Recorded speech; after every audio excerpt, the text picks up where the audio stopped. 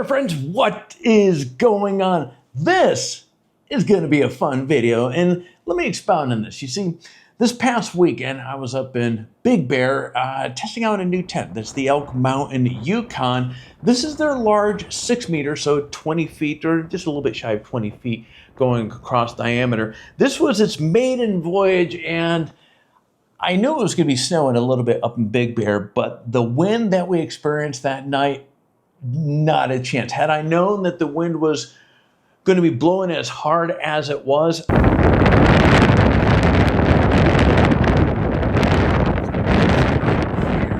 I would have brought a much smaller tent, and I certainly would not, under no circumstances, bring a tent that I haven't properly tested out and got those warm fuzzies and had that trust factor with it. And so when we got up there, the wind, it wasn't long after we got up there where the wind started to really howl quite a bit. And by midway, well into the evening, we had started getting gusts upwards of 41 miles an hour. That is, when you factor a tent of this size and you have 3 feet walls that are coming off the ground, that is a lot of canvas to be capturing some wind. And this tent, so this video here, this is the reason why I'm excited about this video. I've been testing gear for a long time, and when you come across those products that just go above and beyond, I get excited because then I get to share it with you folks. And there's not one, there's not two, there's 3 items here that in this particular trip really kicked tail end and went above and beyond. I got to start with, of course, this tent here. Again, for this tent to be able to take that wind, take that abuse through the night along with snow. So when I woke up a couple times, there was snow that was weighting it down. The winds were still howling and so forth. And this tent took every bit of it and it shrugged it off. I was, at the end of the day, absolutely very impressed with what Elk Mountain has created here. And I've had the opportunity to, of course, when I got back in town, I was up in Denver filming on Monday and Tuesday. So while I was traveling, I had to reach out to the owner of this company and share with him. I'm like, holy smokes, this thing is what this tent just did.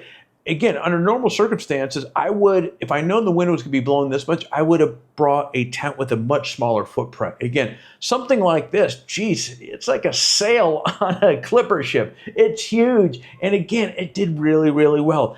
Next item, I have to say, is the Bereg. This is their new wood stove. And if you follow this channel, you've heard me talking about this new wood stove that these guys came out with. So this was really the first time that I was able to really get it hot and going and get a lot of really good hot coals in there, which lasted through the night because the temps got down to about 11-12 degrees during the coldest part of the night. And so the wood stove really, boy, those hot, it did a great job keeping that tent toasty. But when you look at a bell tent like this, by design, they don't have the best thermal properties. So the stove didn't keep the tent nice and toasty by itself. The other star of the show is of course, Sparks Overland, their mini diesel heater. And so I fired that up. I think I fired that up right around 9 p.m. or so. And right away, I turned it all the way up. No surprise on that. And I was able to maintain mid to upper 60s throughout the night. That is pretty impressive when you factor in how cold it was outside and just the sheer amount of space. There's about 304 square feet of floor space inside this tent. Not to mention, you have this cone going up. So all that heat is, most of the heat is going up. So the fact that between both of the stove and the diesel heater, we're able to keep that tent, the temperature that it was, is absolutely impressive. So in a minute, I'm going to walk you through the setup of this tent. I'm going to walk you through some of the things I like with it, some things that really stand out. You're going to be hearing how that wind was just howling along. And of course, I'm going to play show and tell with not only the wood stove, but also the diesel heater as well. So let's get on it. All right, so I'm going to play a little show and tell here. It is about 8:30 p.m. It's about 18 degrees outside. The wind is howling. So the Elk Mountain bell tent, now this is their 6 meters, so this is 20 feet across diameter, roughly a little bit over 300 square feet tent. and the wind is absolutely moving. I'm going to guesstimate we're getting gusts about 40-50 mile an hour, which for a tent like this, that's pretty strong wind.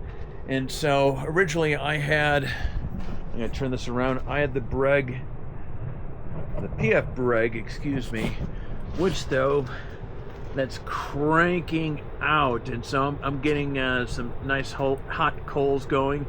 And so probably right around 11-12 o'clock I'll load it up for the final time.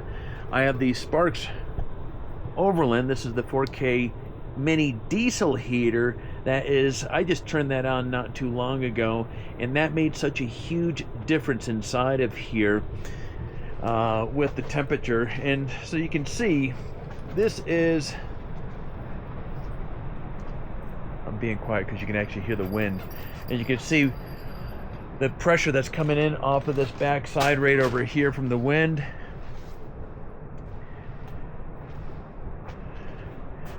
We have 14 guidelines going around the perimeter of the tent. And then of course you have reinforced, which actually does work out well. So right at these points where you have the guidelines on each of these seam points here, you also have spikes down on the ground, which does work well with keeping the floor in place. And that also helps when you have wind coming in from the side that has a tendency of trying to get up underneath the tent and so forth.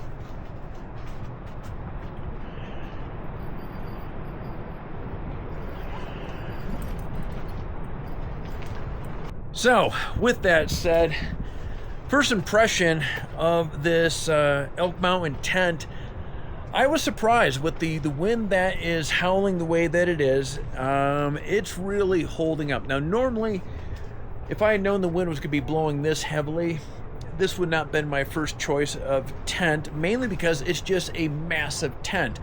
And you have to look at, you know, the ceiling here is, geez, nearly about 12 feet. And so when a wind's hitting that, I mean, it's like a big sail on a ship. But with that said, because of how these tents are kind of designed, you have a nice angle, and so the wind for the most part up there is kind of deflecting off of it. But where the wind starts getting into it, because what makes the Elk Mountain tent unique from many other bell tents out in the market is you have these very tall walls. I think it's about 36 inches that come up. So that's where the wind is being the biggest pain in the rear end, is it's hitting this and putting a lot of pressure on that side. Now, I have a number of guidelines going out there, and I actually reinforced the guidelines, bringing the walls up a little bit, and then that helped quite a bit. And then ultimately what I did to add just a little bit more deflection off of it, pulled my truck up along the back side of that, and that's really helping because now I'm not seeing as much wind hitting these walls here. But it is comfortable, it is warm in here. Again, thanks to the Sparks Overland mini diesel heater there, and don't let the word mini fool you, it's just mini from the physical side of it. It's a 4 kilowatt velvet heater, and it is really made a big difference from just having the wood stove in here. But yeah, so that is that. Okay, it is now Saturday, and I have to admit that was probably one of the most interesting evenings that I've had camping in some time. Mainly because, let's call a spade a spade. This is my first time out with the Elk Mountain YUKON bell tent. And like anything else, well, you want to stress test something before throwing it in the belly of the beast. And last night was certainly belly of the beast. We had gusts actually confirmed this morning, 41 miles an hour yesterday and through the night. And that is, for a tent like this, well, depending upon how I edit this video, I may have mentioned before, is very heavy wind, very heavy wind. So before I get into some of the details, I'm going to give a walk around of this tent here. But each of these seams that you see here, there's a guideline that is heading out. And as you'll see in a moment in the back there, I actually reinforced. I ran some paracord up into some trees, bringing, you know, kind of the angle of support up higher, so as the wind, the heavy wind that was coming from this direction, was pushing the side down, or trying to, and the tent was holding its ground pretty well, which will be one of the areas that I'm going to lean into in a minute here, talking about some of the features inside this tent. But at any rate, so I woke up at just a little bit before 3 a.m. This morning, had to use the restroom, and then I went around, tightened up all the guidelines and so forth. It was snowing, it was heavy wind. It was a pretty insane evening. But at the end of the day here, the tent held its ground really, really well. I'm very impressed with this tent. Again, factoring in how heavy the winds are, this thing really did a great job. Again, when you look at the footprint of the size of this here and the winds that were hitting it, it did very well. So I'm going to turn the camera around. I'm going to point out some of the details of this tent here. And then we'll jump outside, and I'll do a walk around and share with you some of the details out there that stand out about this. And then we'll wrap up this video with things that I like most and things that I think could use some improvement. All right, with that said, okay, let's start with the entrance of this. This is a single door entrance in this particular 20-foot bell tent. You have, the height of this is 5 feet. You have a screen insert, and then you have the main wall. So obviously with weather like this, it's the main wall that we care about most. You have heavy duty zippers here on both ends. You have that frame, like a typical bell tent there around the door, that this actually has a wider stance than some other bell tents that we have tested and so forth, which actually kind of not surprising, because when you look at the walls of this tent, this is actually 3 feet high, which I actually really like this, because, you know, if you're sitting up, for example, where my chairs, you know, are right here, my head, you know, with some of the other tents would be hitting up against, and I do still hit there, but nowhere near to the extent that a tent that may have like a 2-foot wall coming up there. Anyway, all right, so diameter of this tent is 19.8, just shy of 20 feet going across. You're talking about 304 square feet of space inside of this tent here. This tent, it's 115 pounds if memory serves me correct. Now you're talking about a height here. Okay, this is 11 feet 5 inches. So again, very tall. You have 1, 2, 3, 4 windows in here. Now, just like the other bell tents that we have tested and so forth, this is just, you have the main wall right here, and then you have the screen. So during winter, like obviously where it's warm inside of here because of our heat, it's cold out there, you're keeping everything closed. Like I've said before, I like to be connected with nature, so that's, I'm kind of cheating a little bit. I'm going to share with you one of the things that I would really, on a wish list, I would love to have plastic windows at least available. And now that I'm pointing over here, this is one of the things I really like. So at each of these seam points, you actually have a little loop here, and as you can see, I have lights hung up, which is really nice. Some of the other bell tents that I've tested don't have those loops. I like that because it gives you a little anchor point that you can hang whatever you want in there. Now, one thing, now that we're back pointed right here, this pole right here, this thing is actually, I think it's like 1.5 inches. I mean, it is a beefy pole. You do have one little eyelet right up there, which I think is pretty standard in these things. Here's something that I do want to point out. You see that reinforced, you know, cone up there? That, I think, is the star of the show. I can speculate all day long, how did this tent take the abuse that it took last night? And it's because of craftsmanship like that right there, that I'm going to guess that's the same material out of the floor, which is a PVC material. That took a lot of strain, a lot of abuse last night with all the wind. And then of course you have 1, 2, 3, 4 vents there as well. Now over here This is the PF Bereg wood stove.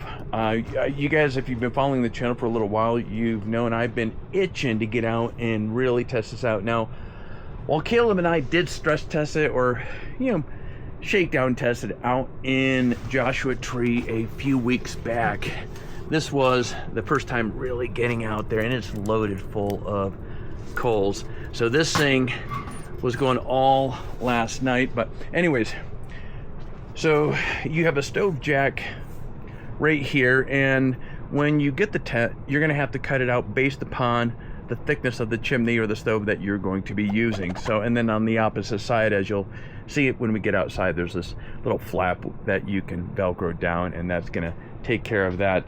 Okay, let's see. Floor, I've already covered that, is a zip-in PVC flooring.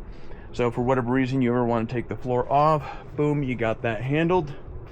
But as you can see here, this size of a tent, there is a tremendous amount of space. So if you want to go out and it's just a couple of you want to have that bougie experience, there's a lot you can do in the space. If you're going out with a hunting group or with a family, obviously there's a lot of room inside of here that you can really accommodate everybody comfortably. And so yeah, they did a great job on this. But again, what really impressed me the most about, let me spin this around. What really impressed me most about this tent here is just, I mean, those winds last night were really, really hounding. And then this morning, one thing I do want to point out as well, there was, because it snowed all last night as well, these were pushed in or weighted down with snow, which added a little bit more stress to the unit itself, which again makes you appreciate what that reinforced cone is doing. And actually, one thing I do want to point out here as well, right above the door here, you have, you know what, maybe that's not a PVC. This is like, it feels like a canvas right here. So if this is the same material that is, which I can't tell from down here, this feels like a canvas of some sort, or maybe it's the same poly blend that they are using for the tent itself.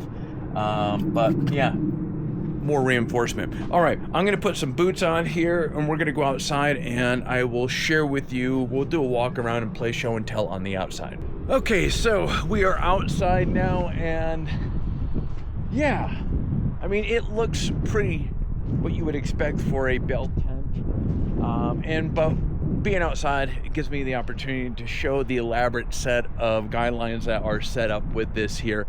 And I'm gonna turn the camera around now. Now, a couple videos ago, I really hunkered into talking about the importance of having some sort of a floor that you're going to use to put your tent on. And here's a good example of where that's going to come in super, super handy. You know, this tarp right here, I think I bought on Amazon for 50 or 40 bucks, something like that. But this ground right here, this is all mud. Can you imagine how filthy that tent would be trying to put this thing together on this ground? So I'm going to recommend getting a tarp, regardless what tent that you go with. All right, so let's go around. One of the things I do want to point out, these guys, they have these big, beefy spikes. I give these guys credit. I have not seen a beefy spike like this before. The ones that go around the perimeter on the ground or the floor, these are a little bit shorter. And then the main ones that are going for the guidelines, that is a longer spike there. Now, this is a plastic, which actually I found to work really well. So one guideline, I'm just gonna do a walk around here. Another. Okay, this is where I was telling you about last night. I really, based upon where the tent was set up, I had to, this is funny, this is some paracord I had, and I just wrapped it all the way around this whole thing right here. So the closest anchor point that I could get. And then here's one more, and this one's even further. You can see it's wrapped around that tree right there. Absolutely comical. Okay, again, we have more of these guidelines here, and here's the other, actually, oh, I forgot I had 4. Okay, I used one of the spare guidelines wrapped around here, and then I put an additional one on the back of the truck. I mean, the wind was going that crazy last night. But anyway, the snow did build up here. You can see the stitch work on these are really nice. So actually, if you are out in snow, you know, just in the morning or when you can, just pop up and get that snow off of there. And also, you're going to want to pop it up as soon as you can as well. So there's going to be as least amount of moisture putting this thing away. Still, when I get home tonight, I'm going to hang it out for a bit and allow that to dry in my garage versus pack it away, because otherwise the mold will be problematic. There's one of the windows. Obviously you can see the screen.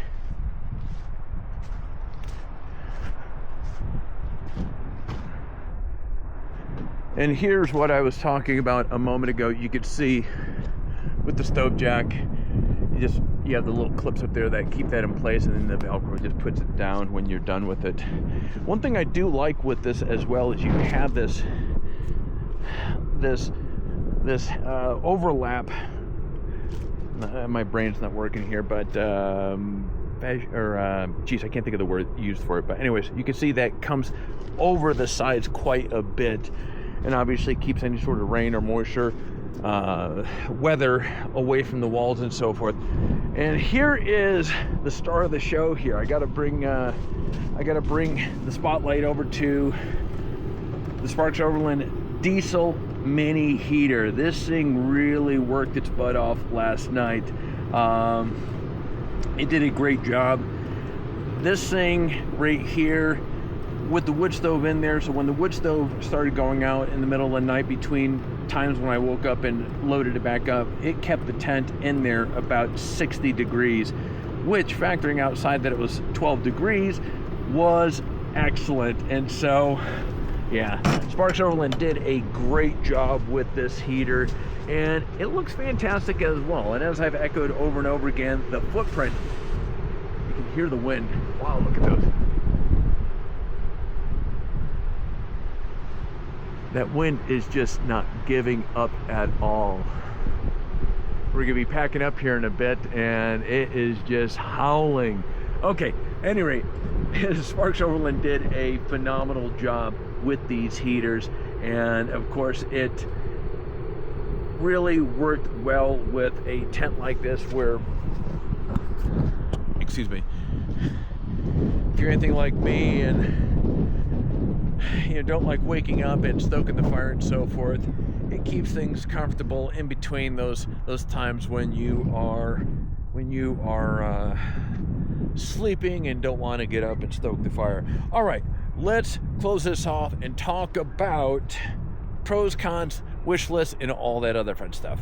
All right, now let's discuss some of the pros and cons and the things that really stood out about this tent. Okay, I gotta lead with the diesel heater. I like, this day, I like to see tents with some sort of diesel AC ports coming into it, because a lot of people, that's exactly what they're using. They're using diesel heaters during the winter time, and during the summer times they're using like a Zero Breeze or a EcoFlow Wave 2 or 3 for that matter. And so having those holes, that is I think that's almost a necessity these days. And well, actually on topic, it's funny. I've been thinking about things about this tent that if I were to have a wish list of things I would like to see improved. I already mentioned in the video, I'd like to see plastic windows, or at least them being offered. I like that.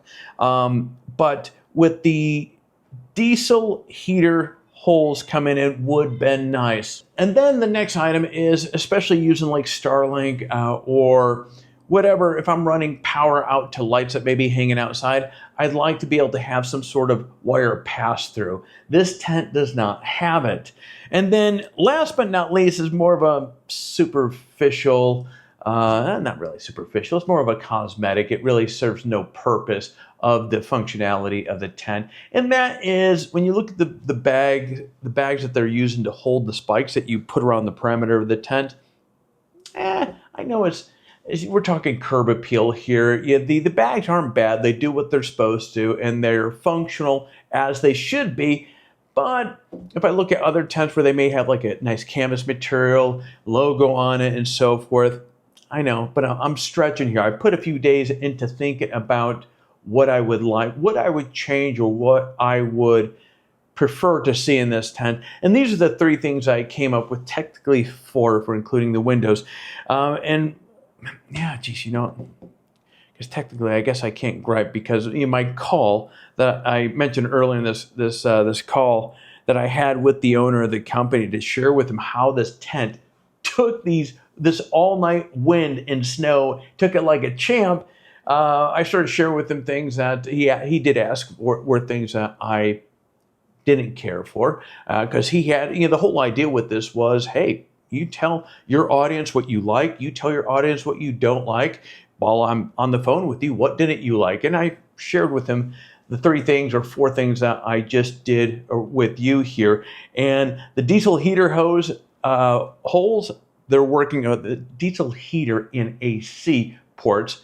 They actually have that already in the works. The wire pass-through they have in the works.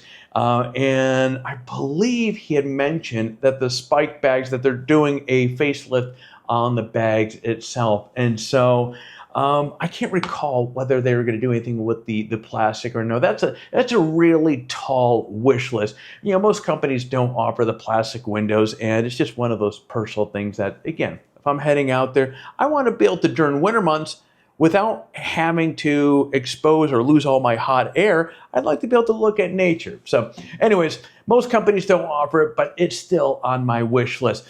Now, of course, as you just heard me through the video here, the things that I really like about this tent, I love that it has the 3 feet walls on the side. That does give you a lot more usable space when you're walking around inside of there.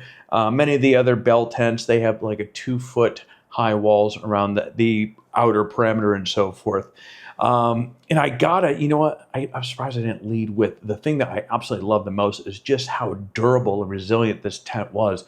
Again, when you look at something in this price point right here and how it performed, this was an absolute rock star. I can't stress, again, you've probably heard me echoing that throughout this entire video here.